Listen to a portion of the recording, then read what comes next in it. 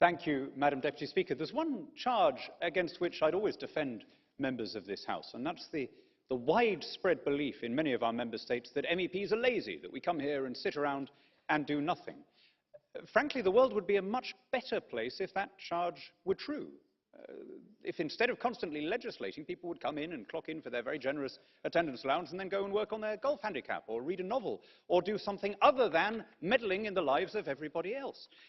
But of course, human nature being what it is, we, having claimed all of these generous expenses, we decide we have to do something. We have to justify our work in some way. And so we produce reports like this. Now, on what conceivable measure is this anything that has to do with the European Union? Of course, the protection of vulnerable adults is a critical function, but by any conceivable I'm sorry, I'm being heckled by a sort of lefty yahoo over there who's gibbering and ranting like a stricken animal.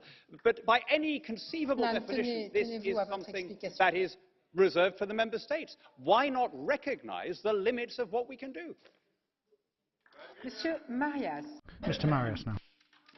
I would like to ask the chair to censor this so-called colleague who is insulting the whole House.